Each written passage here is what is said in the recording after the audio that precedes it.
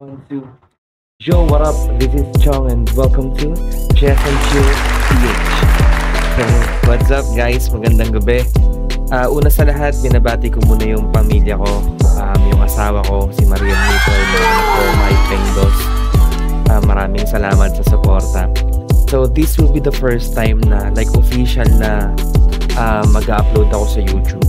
So, inayos ko din yung mga kailangang i-edit. Though marami pa akong kailangang ayusin. So, yan. Maraming salamat. So, tara. Laro tayo. Let's go.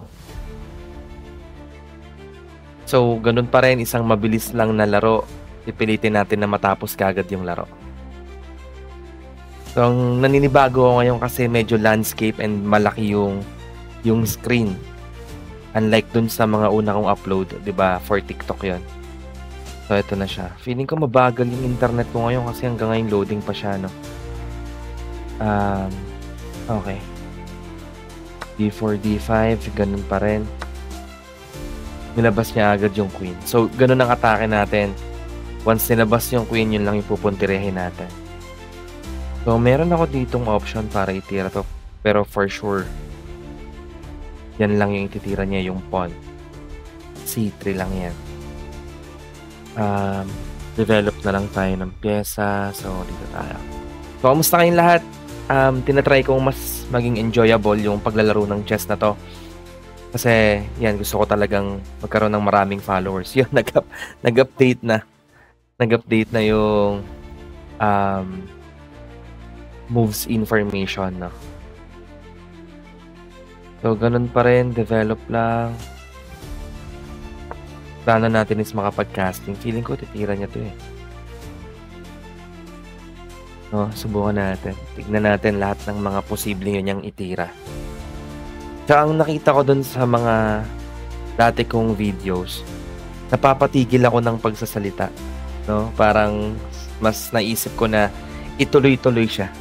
Magsabi lang ako ng kahit na ano, basta tuloy-tuloy lang na nagsasalita. Parang ganun. Para tuloy-tuloy din yung audio niya, yung ingay niya. Parang ganun. Hindi nakaka-bore. So, pag tinignan natin, taga-India pala to, no? Magagaling ba mga taga-India? Hindi ko rin alam. So, since nakapag-casting na tayo, tapos siya, hindi pa siya nakakapag-casting, no? So, ang goal natin dito is kunin yung center. Bulabugin yung center netong laro na to. Para hindi siya kagad makapag-casting. So, dahil doon, syempre, titira natin to. Ganun lang yun. Isa sa mga fundamentals ng chess yan. So i-corner niya pala yung bishop ko. Hindi ko nakita. Wala, ganun talaga. It's okay, no? Tignan natin kung anong mangyayari.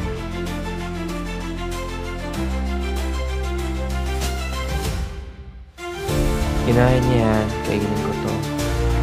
Kainin, hindi niya makakain pa na kasi diba nakasuporta tayo doon.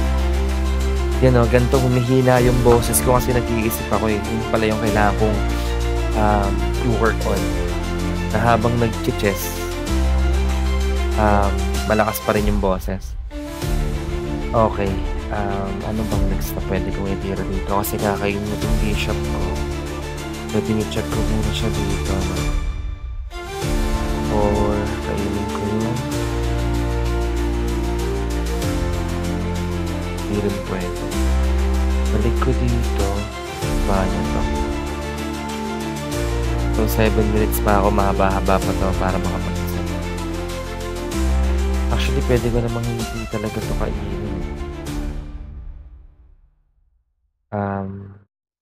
Bababa niya to dito, no?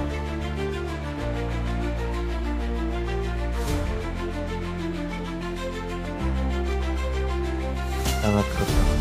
Kainin mo.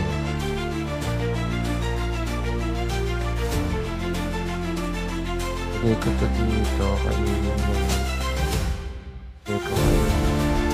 Lagay ko dito. Kainin mo. Grabe, no? Daming iniisip. Magaling to. Magaling tong kalabang ko na to. Feeling ko dito muna ako. Yan. Para in case na kainin niya yung queen, makakabalik ako dito. Medyo nanibago ulit ako sa approach, pero alam ko kaya ko itong talunin. Naninibago na ako sa approach ngayon kasi nga pinag-aaralan ko kung paano magsalita ng medyo madami habang nag-chess. Which is, yun yung isa sa parang pinakamahirap na part ng pag-chess ng nag-i-stream din.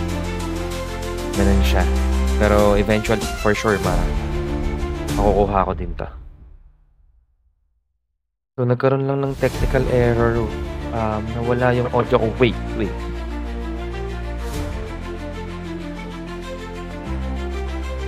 Nawala yung ano.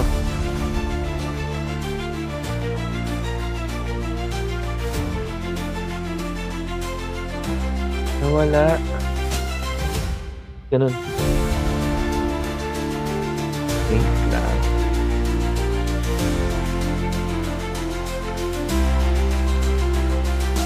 Yan, okay na ba? Hindi pa rin.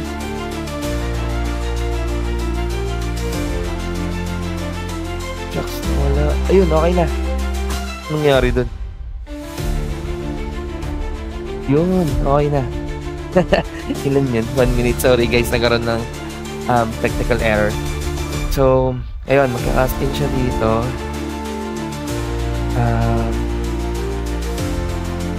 For sure, magka-casting yun eh.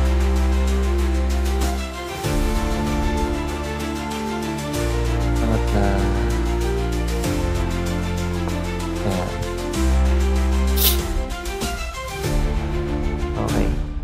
Hindi ko alam kung ano nangyari. Biglang namatay yung monitor. Buti na lang naayos ko siya.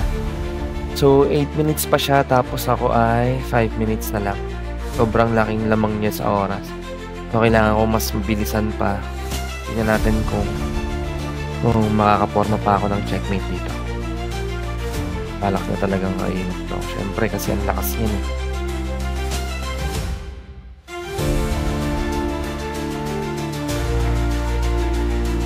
Kain ko na yun.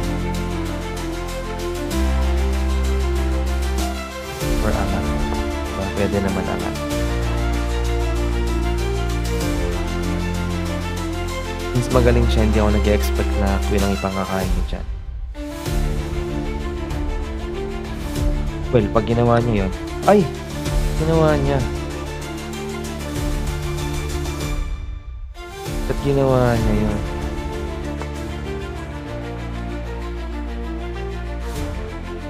Sayang. Hindi ko ina-expect na queen yung ipangkakain niya dyan. Siguro kasi ang iniisip niya, haharangan niya itong mga to. Hindi niya nakita yung yung bishop. C5. Sayang, no? Ganda na rin ang posisyon niyo. So, ang pwede mangyari dito is kakainin mo ito, then kakainin ko yun, then kakainin mo ito, or ito. Well, technically, ang magiging lamang ko dyan siguro mga 2 points lang. Since 2 pyesa yung makakain sa akin. Pero still, di ba, queen pa rin yung, queenless pa rin siya doon. So, alam magdi-disconnect siya. Ano ba yun? Sayang. So, mukhang magre-resign na tong kalaban natin na taga-India kasi well, na-blunder siya technically dun sa pag-capture niya nung Queen E3. No? Yeah, 10 seconds. Hindi ko na-expect na mananalo ko nung by default or by disconnection. Sayang. Well, anyway, yun lang. Maraming salamat. Yan, abandon siya. Well, maraming salamat sa lahat ng nanonood. Please subscribe, follow, share, comment kayo. And yun lang. Good night. Bang. Thank you guys. Bye.